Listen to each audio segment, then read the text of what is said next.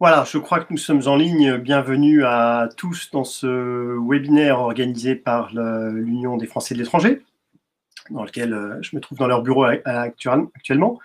Vous êtes en ligne, donc expatriés de par le monde, en tous les cas beaucoup de pays d'Afrique et nord de l'Europe, je crois, et pour évoquer un sujet qui vous concerne évidemment tous, qui est dans ces temps un petit peu chaotiques, comment investir de façon sécurisée, vous constituer votre patrimoine et pour l'avenir, et préparer l'avenir, préparer votre retraite.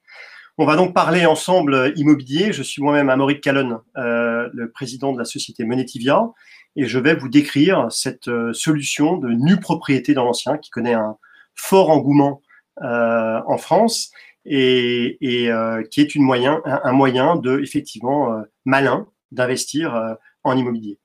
Ce que je vous propose, c'est de commencer par vous présenter donc cette solution, comment ça marche, et puis derrière de vous laisser, alors pas la parole, parce que malheureusement je ne peux pas vous donner la parole, mais en revanche, vous pourrez me poser des questions auxquelles je répondrai évidemment avec grand plaisir. Alors, quand on parle immobilier, évidemment, on parle tout de suite, on pense à l'investissement locatif. Quand j'achète un bien, c'est pour j'investis, je mets un locataire dans un bien. Et lorsque l'on fait ça dans l'ancien, on a pu constater ces dernières années que c'était pas facile quand on visait du rendement, et quand on visait d'avoir la paix, quand on visait juste de pouvoir investir, se constituer son patrimoine sans problème. On est confronté à un certain nombre de choses aujourd'hui quand on fait de l'immobilier locatif, à commencer par des rendements qui ne cessent de baisser, de se dégrader, eu égard au fait que les loyers ont baissé. On voit par exemple dans des villes comme Paris le plafonnement des loyers, on a des coûts en tant que propriétaire qui s'accumulent, de la taxe foncière qui n'a cessé d'augmenter, tout comme les charges de copropriété. Je vous cite ici une étude, plus de 35% d'augmentation de charges de copropriété en 10 ans. Donc, quand on cumule tout ça, par rapport au loyer qu'on avait au départ, on a eu beaucoup de coûts durant l'année. Et une fois qu'on a ce loyer et qu'on a payé ses charges, on a la fiscalité qui est imputée sur ces revenus fonciers. Et on a vu aussi ces dernières années, entre la création de la tranche à 45% en 2012, la CSG-CRDS qui ne cessait d'augmenter, pour être à 17,2 en 2018, et l'ISF devenu IFI. Vous ajoutez à ça tous les risques locatifs de vacances locatives, où il faut changer son locataire, les impayés éventuels. On peut être confronté à ça si on a un mauvais locataire. Tout le temps passé en gestion, oui, ça devient presque un sacerdoce de faire de l'immobilier locatif. Donc, je vous ai mis ici un exemple chiffré. Vous êtes non résident, vous achetez un appartement de 600 000 € en France pour faire du locatif. Vous générez un loyer brut de 21 000 €. Je suis parti sur 3,5% de rendement. 21 000 €. Sur ces 21 000 €, vous allez déduire les charges que vous avez à payer dans l'année, assurance, les charges, les petits travaux d'entretien, les coûts superflus, la taxe foncière, etc. Vous perdez 4 200 €.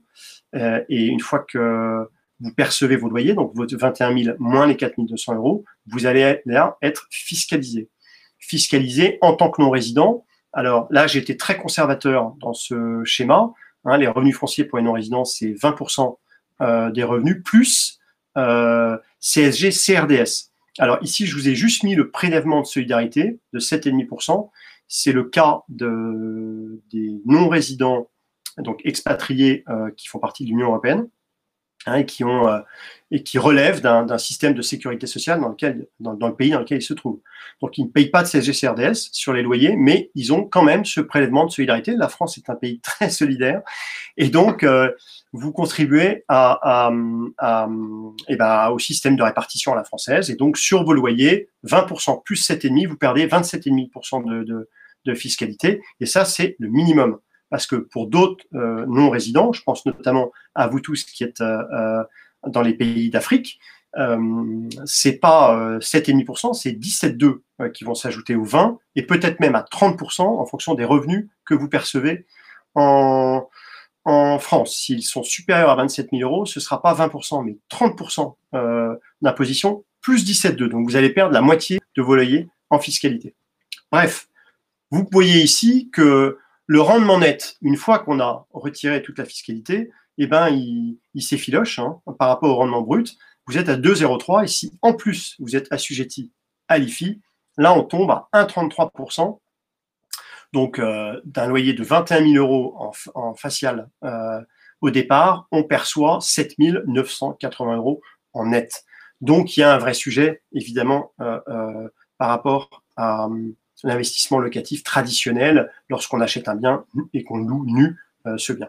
Alors l'idée de la nue propriété, c'est évidemment de répondre à ce sujet du locatif et d'en capter tous les avantages sans les inconvénients. C'est ça le principe de la nue propriété. Et c'est pour ça que j'adore ce type d'investissement.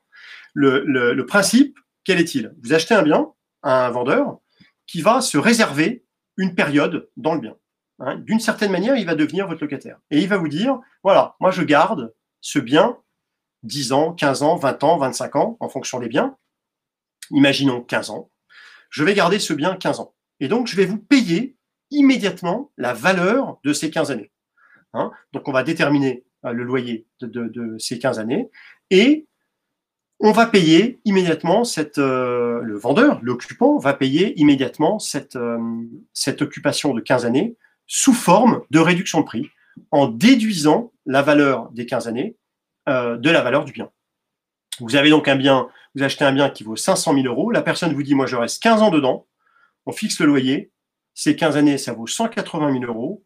Vous allez donc non pas acheter le bien 500 000 euros et je vais vous faire un chèque de 180 000 euros, parce que là, il y aurait des désavantages à procéder de la sorte, mais vous allez acheter le bien 500 000 euros moins 180 000 euros et l'acheter donc 320 000 euros. Comment on opère juridiquement? Eh bien, c'est très simple. On va effectuer ce qu'on appelle un démembrement temporaire. Il faut savoir qu'en France, lorsqu'on est plein propriétaire d'un bien, on est propriétaire à plein de ce bien. Et cet à plein, ça veut dire quoi? Ça veut dire que cette pleine propriété se décompose de la nue propriété. Je possède le bien, mais je n'en ai pas la jouissance. Je possède les murs. Et l'usufruit, qui ici va être conservé par le vendeur de façon temporaire. Donc on va procéder à un démembrement temporaire. Le vendeur vend la nue propriété et conserve un usufruit temporaire que nous allons valoriser économiquement. Et au terme de cet usufruit temporaire, le bien est remembré et vous devenez, le nu propriétaire redevient plein propriétaire du bien, peut le vendre, le louer, l'occuper. Comment est-ce qu'on va valoriser cet usufruit temporaire? Comme je vous l'ai précisé, à partir du loyer de marché du bien. C'est-à-dire qu'on prend le bien à Paris, à Lyon, à Nice, intramuros ou à la campagne, peu importe. On détermine son loyer de marché, on fixe ce loyer et on l'indexe sur toute la période qui est laissée à l'occupant, indexé à 1,5%. C'est-à-dire qu'on va faire augmenter cette valeur de loyer d'1,5% pendant les 15 années, si c'est 15 années, qui sont réservées par le vendeur. On va actualiser ensuite ces loyers, puisque percevoir tous les loyers aujourd'hui ou 1 000 euros aujourd'hui n'a pas la même valeur que percevoir 1 000 euros dans 10 ou 15 ans. Et on va retirer immédiatement le ratio de charge qui incombe aux propriétaires traditionnellement dans le locatif, ce qui fait que vous n'avez plus rien à payer en termes de charges de copropriété pendant toute la durée d'usufruit, puisqu'on l'a déjà pris en considération dans le calcul économique de cet usufruit. Alors, vous l'avez bien compris, vous achetez la nue propriété du bien, vous laissez un usufruit temporaire à votre vendeur, qui est un senior dans la majorité des cas, c'est souvent un senior. Qu'est-ce qui se passe parce que c'est un senior? Il y a deux cas de figure qui peuvent se produire. Le premier cas de figure, c'est que ce senior décède prématurément par rapport à la période escomptée, par rapport à la période qui s'est réservée et qu'il a prépayée sous forme de réduction de prix. Évidemment, comme il décède, vous allez récupérer le bien plus tôt. Juridiquement parlant, l'usufruit s'éteint et vous êtes plein propriétaire, mécaniquement, juridiquement, immédiatement. Vous récupérez le bien Et ce qui se passe, c'est qu'évidemment, ce senior, vous avez prépayé 15 ans de loyer, et imaginons que, par exemple, il décède au bout de 10 ans, eh ben, il vous a payé les 15 années, mais vous avez 5 années qu'il n'a pas consommées.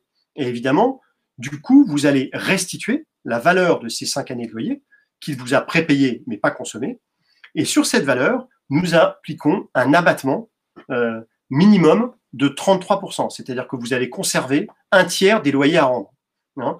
Le principe de la solution, c'est j'encaisse tous les loyers par avance. Si je dois en rendre, parce que ça s'est arrêté, si je dois en rembourser, je rembourse les loyers non consommés moins un tiers. Hein. Ce qui fait que vous avez votre rentabilité qui augmente. L'idée, c'est de sécuriser l'opération, c'est de vous sécuriser votre investissement et de sécuriser évidemment vos loyers. Si jamais vous devez les restituer, bah vous restituez pas tout. Vous restituez la somme moins un tiers de ces loyers. Donc, c'est un gain évidemment supplémentaire pour vous. Le deuxième cas de figure plus rare qui peut se produire, mais qui est également un cas, c'est si ce vendeur, au bout des 15 années qui vous a prépayé, souhaite prolonger son bail dans le bien, à ce moment-là, c'est Allianz, l'assureur avec lequel on a noué un partenariat pour lancer cette solution sur le marché français. C'est Allianz qui va vous verser tous les mois, et tant que le bien est occupé, une indemnité mensuelle, une rente qui vous est versée tant que et aussi longtemps que le bien est occupé. Donc vous savez que vous avez cet usufruit temporaire, cette période temporaire qui a été laissée à votre vendeur, qui vous a été prépayée sous forme de réduction de prix, et au terme de cette période, vous êtes assuré d'avoir un revenu, soit parce que vous avez récupéré le bien et vous mettez un locataire ou vous revendez le bien, soit parce que Allianz vous verse cette rente tous les mois tant que le bien reste occupé. En résumé, on parle ici d'un démembrement temporaire avec une assurance derrière. Donc, c'est un démembrement temporaire qui peut se terminer plus tôt. Dans ces cas-là, le rendement de l'opération, le TRI, va augmenter grâce à l'abattement qu'on va appliquer sur le remboursement des loyers. Si en revanche, ça finit un peu plus tard, là, vous percevez ce revenu qui vous est payé tous les mois et tant que le bien n'est pas récupéré. Ce qui protège évidemment le TRI de l'opération. Vous êtes assuré et protégé par cette rente et vous êtes assuré de protéger le rendement, le TRI de votre acquisition, de votre investissement. Alors, vous l'avez bien compris, la nue propriété, c'est un couple rendement-risque très intéressant. Vous avez un risque minimum pour un rendement, alors je ne vais pas dire maximum, mais en tout cas le rendement qu'on attend de l'immobilier, du locatif. Et donc, quels sont tous les avantages de la nue propriété? Le premier avantage, c'est que vous l'avez bien compris, comme vous percevez tout, la somme de loyer sous forme de réduction de prix, vous n'êtes pas soumis au risque locatif. Vous avez été prépayé de tous les loyers, donc vos loyers sont totalement sécurisés. Le deuxième avantage, c'est qu'ils ne sont pas fiscalisés. Par rapport à ce que je disais tout à l'heure, comme il n'y a pas de flux financier et qu'ils sont payés sous forme de réduction de prix, ils ne passent pas par la case impôt. Donc le brut dont j'ai parlé tout à l'heure, il est équivalent au net pour vous. Troisième énorme avantage, c'est qu'effectivement, la plus-value imposable en cas de revente du bien sera calculée à partir de la valeur initiale en pleine propriété. Je vous donne un exemple. Vous achetez un bien qui vaut 600 000 €, vous l'achetez en nue propriété 400 000 € parce que vous avez laissé, par exemple, 15 ans à votre vendeur. Lorsque vous allez récupérer le bien et le revendre, votre prix de revient pour le calcul de la plus-value sera de 600 000 € et non pas de 400 000. Les 400 € de gains sont totalement défiscalisés. Autre avantage, la taxe foncière. La taxe foncière est réglée par l'usufruitier, ainsi que toutes les charges de copropriété. C'est-à-dire pendant toute la durée d'usufruit, il n'y a pas de flux financier. C'est l'usufruitier qui garde le règlement de la taxe foncière et de toutes les charges de copro. Seuls les gros travaux, au sens de l'article 606, mais qui se résument dans le cadre du schéma à la structure et à la toiture, donc vraiment le bâti, ce qu'on appelle le clos et couvert, reste et incombe au nu propriétaire. Tout le reste est à la charge de l'usufruitier, y compris un ravalement, par exemple, de façade, c'est pour l'usufruitier. Autre avantage, il y en a pas mal, donc autre avantage, les frais de notaire. Les frais de notaire sont allégés, là où lorsqu'on achète un bien immobilier, on paye des frais de notaire dans l'ancien de 7,5% sur la valeur du bien. Là, ces 7,5% vont être imputés sur la valeur de la propriété. Donc, vous avez un gain aussi très important sur les frais de notaire, le fait de payer, d'avoir une assiette qui représente la valeur fiscale de la nue propriété. Et enfin, vous n'avez aucun souci de gestion. Le principe de la solution, c'est évidemment, j'achète un bien, je le mets en portefeuille, je laisse une période à mon vendeur, c'est lui qui règle les charges de copro, c'est lui qui règle la taxe foncière. Rendez-vous le jour où je récupère le bien. Voilà, donc la nue propriété, c'est performance et sécurité. C'est pas que des mots ou des éléments de langage, c'est sécurité parce que j'achète un bien, de la pierre avec une cote. Donc je sécurise mon capital. Et performance parce que je vais prendre la rentabilité locative. Je vais prendre la rentabilité locative en mieux, puisque je ne vais pas avoir la fiscalité qui s'applique sur les revenus fonciers. Donc j'ai la sécurité de la décote, j'ai la rentabilité en plus et en mieux du locatif, et en plus j'ai un effet de levier sur l'évolution du marché, puisque j'achète un bien 60 qui vaut 100, quand le bien va prendre de la valeur, s'il prend de la valeur, il passe à 110, 120, j'ai évidemment un levier magnifique par rapport aux 60 que j'ai moi-même décaissé. Voilà, donc ce qu'il faut retenir sur la nue propriété, vous achetez de la pierre, vous achetez un appartement, une maison, un appartement, exactement comme si vous vouliez faire du locatif classique. Vous l'achetez avec des cotes, c'est vos loyers garantis.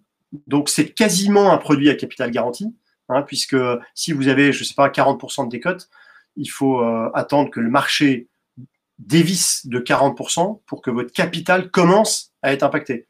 Donc on peut parler d'investissement à capital quasi garanti. Et puis, vous percevez 100% de la performance. Il n'y a pas de frais de gestion pendant que vous détenez ce bien. Il n'y a pas, comme dans des fonds ou ce type de choses, vous captez toute la performance immobilière, toute la performance locative de votre investissement. Ce qu'il faut retenir aussi, c'est que c'est évidemment un investissement de long terme. On ne fait pas de la nue propriété, on n'investit pas en nue propriété pour se dire, je veux récupérer le bien dans 5 ans, dans 6 ans, dans 8 ans. Surtout pas. Ça, le conseil que je vous donne immédiatement, c'est n'investissez pas en nue propriété si vous visez de récupérer le bien rapidement. L'investissement en nue propriété, c'est un investissement de long terme. Alors, je vous ai mis un petit cas pratique pour que vous voyez un peu plus pratiquement concrètement comment ça fonctionne. Le type de bien, vous voyez qu'on fait tout type de bien, que ce soit des maisons, des appartements, des Paris, Sud, etc. Donc voilà un exemple d'une opération qu'on a opérée il n'y a pas très longtemps sur l'île Saint-Louis à Paris. Voilà un appartement qui faisait 75 mètres carrés, qui fait 75 mètres carrés, qui a été démembré sur 20 ans. On a donc fixé le loyer du bien. Vous voyez les loyers sur 20 ans qu'on a pris en considération, pris en compte. La première année de loyer est de 43 000 € et on le fait augmenter d'1,5% par an. Ce qui fait que la dernière année, la 20e année, on a considéré qu'il y avait un loyer de 57 000 €. On additionne cette somme de loyer qu'on actualise et desquels on déduit les ratios de charge, ce qui nous donne la valeur économique de ces 20 années d'usufruit. Et la valeur de la plaine, c'est 1 300 000 €. On déduit la valeur de ces 20 années. On rajoute nos honoraires, ici de 3,28%, ce qui nous donne le prix de la nue propriété. L'acheteur, ici, le couple d'acheteurs a acheté ce bien qui vaut 1,3 million, l'a acheté 740 000 €, soit avec 43% de décote. Pendant 20 ans, et donc pour prendre un exemple par rapport à ce que je disais, si jamais il y avait décès prématuré, récupération prématurée du bien, imaginez dans 15 ans par exemple, la valeur de l'usufruit résiduel dans 15 ans, c'est-à-dire les 5 dernières années, est de 202 000 €. Donc le complément à verser au moment de la récupération prématurée des nus propriétaires, hein, et de 202 000, moins 33% d'abattement. Donc il y a un gain supplémentaire de environ 70 000 euros, un peu moins de 70 000 euros, puisque le complément à verser est de 135 000 euros, 202 000 moins 33%. Le prix total donc versé par les acquéreurs, par les nus propriétaires, devenus pleins propriétaires, sera donc de 875 000 euros d'un bien qui vaut 1,3 million, et peut-être que dans 15 ans, il vaudra 1,4 million, 1,5 million. Ça, seul l'avenir le dira. Voilà le schéma, grosso modo. Alors, investir avec Monetivia. Monetivia, nous sommes une société qui est spécialisée dans la nue propriété. Hein, notre domaine d'expertise, c'est le démembrement de propriété. On est une société spécialisée en immobilier et en ingénierie patrimoniale.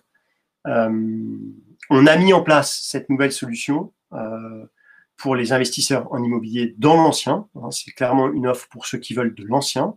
Et comprenez ancien versus le neuf. Et pour s'affranchir de tout ce qui est contraintes, risques liés au locatif, et pour échapper à la fiscalité sur les revenus fonciers. Donc on a, avec Allianz, noué un partenariat pour lancer ce schéma en France il y a quelques années. L'objectif d'investissement quand on fait de la nue propriété, j'en ai un tout petit peu parlé tout à l'heure, mais le premier objectif, c'est évidemment de préparer la retraite, hein, se constituer un patrimoine pour demain, et de façon sécurisée, pour se dire, voilà, je mets ça, moi j'ai l'habitude d'appeler ce type d'investissement un investissement coffre-fort. C'est vraiment, voilà, j'investis, je mets ça en portefeuille, j'ai acheté avec des cotes, et à ma retraite, dans X années, dans 10, 15, 20 ans, j'aurai un complément de revenu, je pourrais revendre le bien et j'aurai donc un gros capital. Voilà, donc préparer la retraite, se constituer du patrimoine. Il y a un deuxième sujet aussi, on a beaucoup d'acheteurs, d'investisseurs qui font cela pour optimiser fiscalement les successions, hein, parce qu'avec la nue propriété, on peut optimiser une donation, une succession, une transmission. Et ça, on est évidemment à votre disposition pour faire des études en fonction des cas, au cas par cas, et vous expliquer comment utiliser le schéma du démembrement pour optimiser avec les abattements notamment le schéma de transmission. Et puis, on peut aussi investir en nue propriété en prenant date pour l'avenir, en se disant, voilà, j'achète ma résidence secondaire de demain dans le sud de la France, sur la côte atlantique, en Bretagne ou je ne sais où. J'achète cette maison pour demain. Je suis aujourd'hui expatrié, mais dans 10 ans, dans 15 ans, dans 20 ans, je serais ravi d'avoir mon appartement ou ma maison dans le Var ou au Cap-Ferret ou je ne sais où. Donc voilà un peu ce type d'approche qu'est la nue propriété. Alors pour ceux qui connaissent déjà la nue propriété, c'est un marché qui date pas d'aujourd'hui, hein, c'est un marché qui date de début 2000, on va dire, et qui existait dans le neuf, fait par des promoteurs et qui démembraient des immeubles qui sortaient et qui vendent la nue propriété d'un côté et laissent l'usufruit à des bailleurs sociaux. Donc c'est du logement social. Donc là, je vous ai fait un peu une différence entre le neuf et l'ancien, surtout pour ceux qui connaissent déjà le neuf. L'avantage de l'ancien par rapport au neuf, c'est évidemment le premier gros avantage, c'est que l'ancien, on part sur des valeurs de marché, c'est-à-dire la valeur vénale du bien, hein, le prix d'acquisition à partir duquel on va déterminer la valeur vénale, la valeur locative du bien. Tout ça sont des valeurs de marché. Là où le neuf, évidemment, il y a une surcote parce que c'est neuf, hein, donc il y a une surcote au départ que vous allez perdre avec la durée du démembrement, qui a un impact évidemment direct sur le rendement de l'opération. Le deuxième avantage de l'ancien, c'est que vous achetez un particulier qui est attaché au bien, puisqu'il a voulu y rester. Hein, donc il va être soudainement plus riche, puisque vous allez lui acheter la nue propriété de son bien, et c'est pas une somme, une accumulation de locataires qui occupent le bien et qui peuvent du coup pas avoir le même niveau d'attachement et donc pas le même niveau d'attention, la même sensibilité au bien, et y faire peut-être moins attention du coup. Là, vous aurez quelqu'un qui est un particulier, qui veut y rester et qui est attaché à son bien, qui a peut-être une histoire, etc. Dans le neuf, c'est du logement social, donc c'est effectivement des baux avec du loyer modérée et avec des investisseurs, des locataires qui occupent le bien. L'avantage de l'ancien aussi, c'est qu'on est au centre des villes. Hein, on a l'objectif des biens qu'on va proposer, ce sont des biens qui ont une valeur locative forte ou une valeur patrimoniale. Donc très souvent au cœur des villes, il n'y a pas de problème de foncier. Quand on fait du neuf, il faut du foncier, il faut pouvoir construire. Difficile à faire en ville. Donc on va souvent en périphérie. Quand on a fait de l'ancien, eh ben, c'est l'appartement de monsieur Pierre-Paul Jacques. Et donc on peut faire les opérations sur tout type de biens intramuros. Voilà ce que je peux vous dire. Et puis un autre peut-être avantage, c'est que le principe du neuf, c'est toujours des programmes en bloc. Hein, donc c'est tout un immeuble qui est vendu en même temps et qui donc ressortira en même temps. Là, l'avantage de l'ancien, c'est on picore, on prend des biens un peu partout. C'est une offre qui est diffuse, donc sur mesure par rapport à chaque investisseur qui, s'il veut acheter dans le 16e arrondissement à Paris ou s'il veut acheter sur la Croisette à Cannes ou je ne sais où en France ou en Bretagne, peut le faire. Un mot, et j'en aurais fini, sur le financement. J'ai souvent la question, est-il possible d'emprunter pour acheter en nue propriété? La réponse est oui, on peut emprunter pour acheter en nue propriété, mais sous certaines conditions. La vie n'est jamais simple. Et donc, comment c'est possible?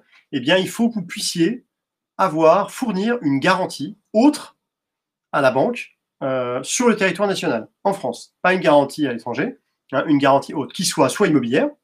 Vous avez déjà du bien locatif, votre ancienne résidence principale, vous donnez ça en garantie, ou alors du financier. Vous avez des contrats d'assurance vie que la banque va nantir pour vous prêter, parce qu'elle ne prendra pas en garantie la nue propriété du bien. Voilà, donc il faut que vous ayez déjà du patrimoine en France. Voilà la condition sine qua non si vous souhaitez emprunter, et puis il faudra mettre un minimum de fonds propres, parce qu'évidemment les banques ne prêtent pas 100% du montant. Mais sachez pour votre information que plus de 50% de nos acquéreurs, de nos investisseurs empruntent tout ou partie, alors tout moyennant la partie de fonds propres qu'ils mettent, mais une grosse partie de leur acquisition, hein, 50% de nos investisseurs. Donc c'est possible d'emprunter en amortissable ou en in fine. Voilà. Donc pour terminer, c'est une solution qui est effectivement particulièrement adaptée aux expatriés. Hein. Il faut savoir que 25% de nos investisseurs sont non résidents. J'ai été moi-même expatrié quelques années en Asie et je peux vous dire que ce type de solution m'allait très bien quand j'étais loin. Alors, je l'ai fait sous une autre forme à l'époque, mais c'était de la nue propriété. Parce que c'est un bon moyen, effectivement, d'avoir aucune gestion locative à gérer, aucun flux financier quand on est loin, c'est toujours un peu pénible, aucun problème à régler. Et puis de préparer son retour sans se laisser dépasser par le marché. On a vu que le marché parisien a bien monté ces dernières années. Ceux qui ont fait des opérations il y a 2 ans, 3 ans, 4 ans, 5 ans à Paris, ils sont dans le marché aujourd'hui. Et donc, c'est un bon moyen d'être dans le marché. Et le jour où vous rentrerez, le jour où vous récupérez le bien, eh bien, vous aurez récupéré un capital qui correspond à la valeur de marché du moment et qui vous permettra soit de racheter autre chose, soit d'investir ou de générer des revenus. Voilà ce que je pouvais vous dire sur la nue propriété. J'espère que j'ai été clair. Ce que je vous propose maintenant, c'est de passer aux questions pour ceux qui en auraient. Je vais prendre une à une les questions que je vois dans le chat et tenter d'y répondre. Alors, je vais commencer par la première question.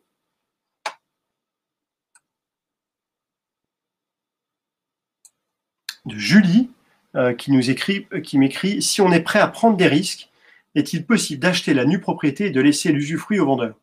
Donc, je suppose que vous voulez parler d'usufruit viager, c'est-à-dire ce n'est pas un usufruit temporaire, mais si vous achetez la nue propriété et vous laissez un usufruit jusqu'au décès du vendeur. Ce que certains connaissent peut-être, ce qu'on voit par exemple dans les donations, il y a beaucoup de parents qui donnent la nue propriété à leurs enfants et qui gardent, eux, l'usufruit jusqu'à la fin de leur jour. Oui, c'est possible. On a des investisseurs qui sont dans ce cas de figure-là et qui nous demandent, qui sont plus enclins à prendre des risques et qui disent non, moi voilà, moi j'achète la nue propriété, je laisse un usufruit à vie à mon vendeur, et donc pas besoin d'assurance, pas de complément, pas d'assurance si je récupérais le jour. Donc évidemment, il y a un gros risque, hein, c'est que si vous récupérez, s'il y a un décès prématuré, alors c'est super, vous avez vous faites une belle opération. Si en revanche ça dure longtemps et plus longtemps que les hypothèses de départ, à ce moment-là, là vous allez voir votre rendement se dégrader très fortement. Mais effectivement, on propose aussi, pour ceux qui le souhaitent, ce type de choses. Si on est prêt à... Alors non, ça j'ai déjà pris. Si on est prêt à prendre le risque, la question vient 2 fois de Julie.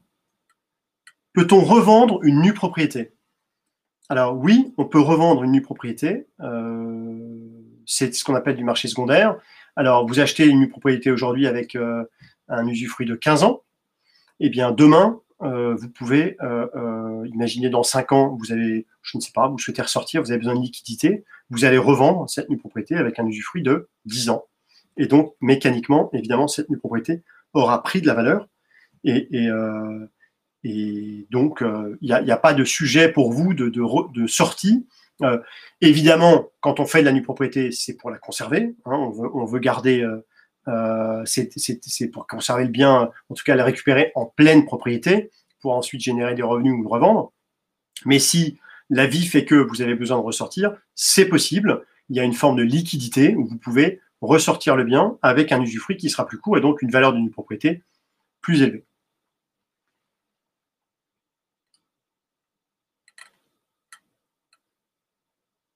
Alors, la question de Adela. Quel type de biens proposez-vous? Est-il possible de voir les biens que vous sélectionnez? Alors, je réponds tout de suite à la deuxième question. Est-il possible de voir les biens que vous sélectionnez? Bien sûr. Sur le site de Monetivia, vous avez la sélection opérée par Monetivia et les biens que nous pouvons vous proposer en nue propriété. Et quel type de biens nous allons vous proposer? Eh bien, on va vous proposer des biens, comme je l'ai précisé tout à l'heure, qui ont soit une valeur locative forte, c'est-à-dire que sur la durée, 5 ans, 10 ans, 15 ans, 20 ans, vous êtes intramuros, le bien se louera toujours. Il n'y aura jamais de sujet locatif. Deuxième, donc des biens liquides. Deuxième particularité, des biens qui ont une valeur patrimoniale. Donc en fonction de leur localisation, effectivement, sur la durée, vous vous dites, il n'y a pas de, en tout cas nous on se dit, il n'y a pas de sujet de valeur. Le bien, là où il se trouve, a toutes les raisons de prendre de la valeur. Hein. Donc voilà, ça peut être des appartements, ça peut être des maisons, ça peut être des appartements à retaper totalement, bien sûr, ça peut être n'importe quel type de foncier, j'ai envie de dire. Et donc, voilà, l'idée, c'est la liquidité et la valeur patrimoniale. Bonjour, Vanessa, qui pose la question suivante. Bonjour, qui règle l'assurance du bien immobilier pendant cette période pendant laquelle on ne l'occupe pas? Alors, l'assurance, toutes les parties sont assurées hein, pendant l'usufruit. Le vendeur, bien sûr, l'usufruitier s'assure, évidemment, il a son assurance. La copropriété, le syndic de copro, assure l'immeuble, bien sûr. Et puis vous, en tant que nu propriétaire, vous prenez ce qu'on appelle une PNO, propriétaire non occupant, exactement comme dans du locatif, ça coûte rien. Mais vous, comme ça, vous vous protégez aussi, vous assurez. Donc le bien est totalement assuré contre n'importe quel type de dégâts ou de préjudices éventuels.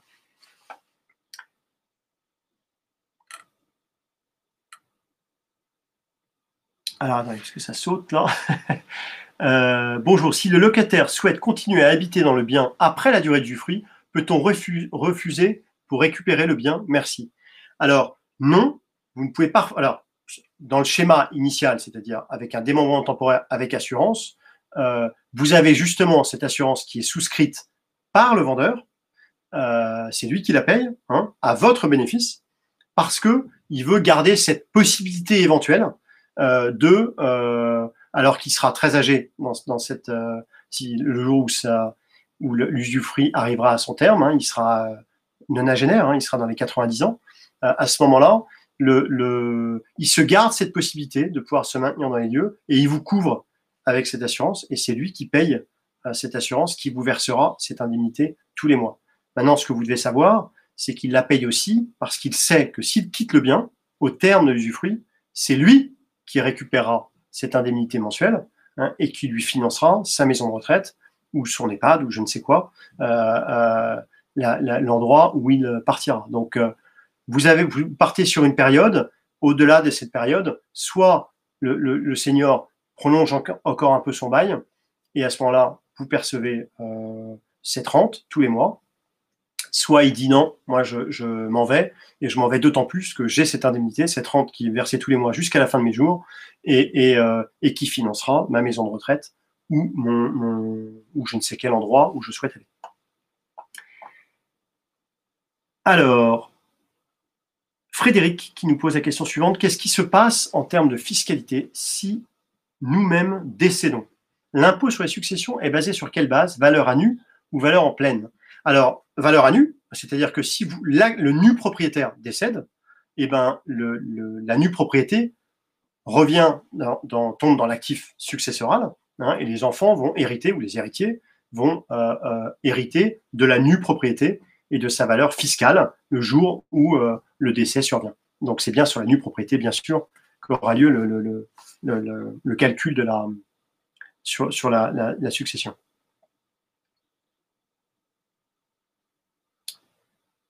Alors, je vais prendre la question de Bertrand. Traiter avec des clients vivant à l'étranger, intéressés sur des investissements en France métropolitaine. Je suppose que la question est, traitez-vous avec des clients vivant à l'étranger, intéressés sur des investissements en France métropolitaine? La réponse est oui. Si je comprends bien la question, c'est est-ce que des expatriés peuvent investir en France métropolitaine? Oui, bien sûr. C'est tout l'objet de ce webinaire. On a des biens en France et qu'on propose que vous soyez non résident ou résident. Ça ne change strictement rien. Vous pouvez bien évidemment acheter la nue propriété de biens en France. Jean-Charles pose la question suivante. En tant que jeune actif sans patrimoine, est-ce que la nue propriété est-elle envisageable? Si vous n'avez pas de patrimoine et que vous n'avez pas donc de garantie à donner à une banque et que vous souhaitez emprunter pour acheter la nue propriété, ça sera très difficile. Il faut dire les choses très clairement. Emprunter, il faut une garantie. Si vous n'avez pas de garantie, pas de patrimoine, même si vous avez des très hauts revenus, la banque ne va pas s'arrêter là. Les revenus, c'est fait pour rembourser un crédit. Le risque de la banque, le jour où les revenus s'arrêtent, c'est la garantie que vous lui avez donnée. Donc, si vous n'avez pas de garantie à fournir à la banque sur laquelle elle se protège en cas de défaut de votre part de remboursement du crédit, à ce moment-là, il sera très difficile pour vous en tant que non-résident de bénéficier d'un emprunt. Donc, ça veut dire qu'il faut que vous ayez les fonds propres pour acheter le bien. Sandrine qui me pose la question suivante. Au montage du dossier, les acheteurs sont-ils informés du montant des loyers estimés et du montant des taxes foncières et taxes d'habitation qui sont à récupération de la pleine propriété? Oui, évidemment, vous avez tout le détail par bien des calculs qui ont été opérés, la valeur vénale du bien, la valeur de marché, il y a des avis de valeur qui sont rédigés, il y a un département immobilier dont c'est le métier de faire les expertises des biens, encore une fois, sur des valeurs de marché, pas de surcote, pas de décote, des valeurs comme si le bien était libre et qu'il était vendu sur le marché. On part de cette valeur-là et vous retrouvez dans ce qu'on appelle une fiche investisseur par bien tous les éléments financiers. Vous avez la valeur du loyer qui a été déterminée et toutes les hypothèses de calcul. Tout est totalement transparent dans la fiche investisseur et comme ça, vous pouvez vous-même regarder et comparer, si vous le souhaitez, avec l'idée que vous faites d'un loyer de marché sur ce type de bien.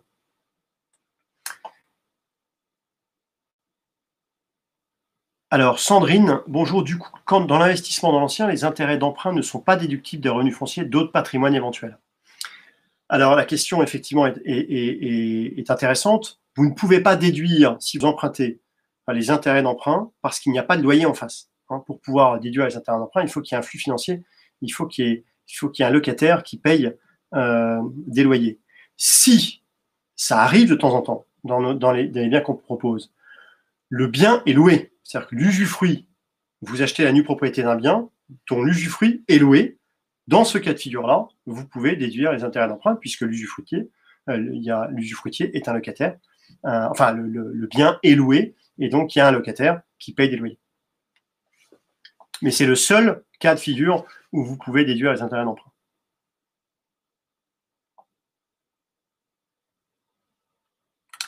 Alors, Olivier, quelles sont les obligations de l'usufruitier? Par exemple, peut-il décider que le loyer est trop cher et de s'en aller? Dans ce cas, que se passe-t-il? Alors, décider que le loyer est trop cher, il ne peut plus décider que le loyer est trop cher puisqu'il l'a prépayé sous forme de décote. Donc, c'est le principe de la nue propriété. Hein, c'est j'achète un bien qui vaut 100. Pour rappel, hein, je rappelle juste le principe. Le bien vaut 100. La personne dit je garde le bien 15 ans. On fixe le loyer du bien. Ces 15 années, elles valent 35. 100 moins 35, vous achetez le bien 65. Donc, les loyers ont déjà été payés. Donc, sur la durée, il n'y a pas de renégociation de loyer. Tous les termes de l'opération ont été discutés et actés chez le notaire en T0. Bonjour, c'est un investissement très intéressant quand on est jeune, vu les délais de 15 ans minimum. Au-delà de 60 ans, c'est plutôt pour une transmission, mais quelle fiscalité dans ce cas? Alors, vous avez raison, la typologie d'investisseurs, aujourd'hui, c'est entre nos investisseurs. Pour vous donner une tranche, c'est entre 35 et 65 ans, hein, ou 70, le plus jeune, je crois, c'est ça, c'est autour de 70 ans. Pour les raisons que vous avez évoquées là, c'est entre 35 et 55 ans, c'est très clairement, j'achète, je me constitue du patrimoine pour ma retraite. Ceux de 55 ans vont prendre des usufruits plutôt de 10 ou 15 ans. Ceux de 35 ans cherchent plutôt des usufruits très longs, de 25 ans pour avoir un maximum de décote et pour mettre ça en portefeuille, rendez-vous le jour de la retraite. Ça, c'est pour ceux qui veulent effectivement se constituer du patrimoine. Au-delà de 60, 65 ans, là, c'est plutôt dans une logique effectivement de transmission, de donation. Les parents vont acheter la nue propriété, ils vont la donner à leurs enfants. Hein, je vous donne un tout petit exemple très simple. J'achète un bien qui vaut 400 000 euros en pleine propriété. Je l'achète avec ma femme. On achète tous les deux la nue propriété qui vaut 200 000 euros. Imaginons, il y a 50% il y a 20 ans d'usufruit. Donc, j'achète 200 000 euros la nue propriété d'un bien qui vaut 400 000. Je donne cette nue propriété immédiatement à mon enfant, hein, tous les deux, père et mère, nous donnons cette nue propriété en abattant chacun 100 000 euros qui est l'abattement dont on peut profiter dans le cadre de la donation. J'abats 100 000, j'ai donc donné pour zéro un bien qui vaut 400 000 euros à mon enfant.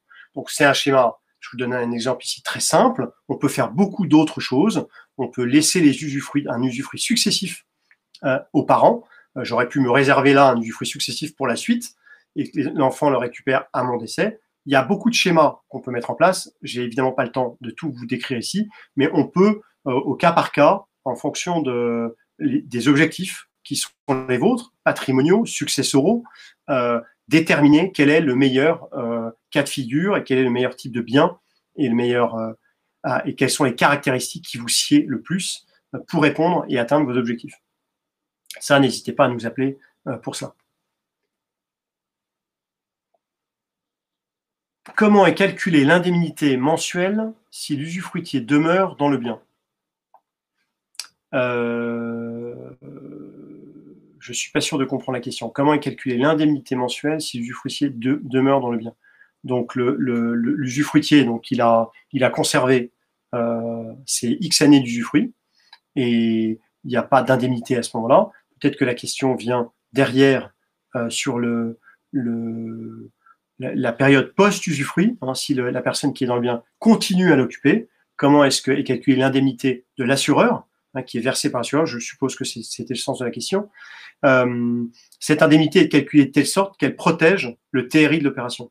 Donc le montant qui vous sera payé correspond au rendement que vous avez sur l'opération sur les 15 années. Il continuera sur la durée qui suit. Voilà comment est déterminé le montant de cette rente, étant entendu que cette rente a un traitement fiscal optimisé, puisqu'il n'y a qu'une fraction de cette rente qui rentre dans votre impôt. Hein, contrairement à du revenu foncier où 100% rentre dans l'impôt, là, c'est qu'une fraction, 30, 40, voire 50% de cette rente que vous rentrerez dans votre IR. Tout le reste sort de l'impôt.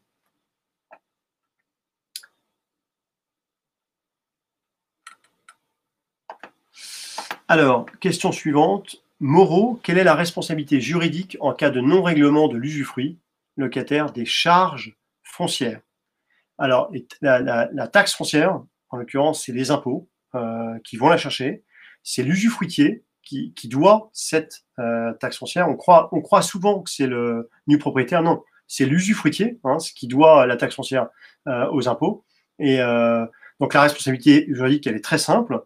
Vous avez un acte authentique notarié qui stipule très clairement que l'usufruitier doit régler la taxe foncière, les charges de copropriété. Tout est clairement indiqué dans l'acte. Cet acte est exécutoire et donc la taxe foncière relève sans contestation du usufruitier. Et croyez-moi, les impôts savent aller chercher leur dû. Donc voilà vous êtes totalement protégé en tant que nu propriétaire sur cette taxe foncière, vous ne serez pas appelé. Ça y est, il n'y a pas de risque.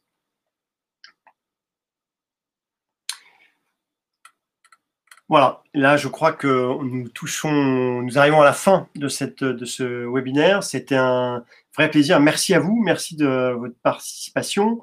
Vous recevrez toutes et tous la vidéo, l'enregistrement en fait de cette vidéo.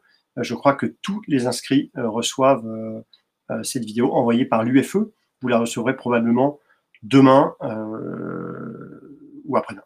Voilà, merci à tous et je vous dis à très bientôt.